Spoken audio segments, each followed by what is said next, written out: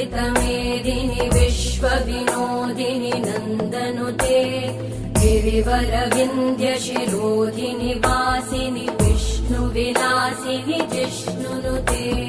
भगवति हेशिति कण्ठकुटुम्बिनि भूरि कुटुम्बिनि भूरि कृते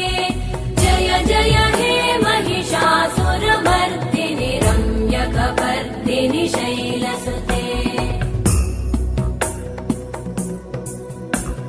सुरवरवर्षिणि दुर्धरधर्षिणि दुर्मुखमर्षिणि हर्षरते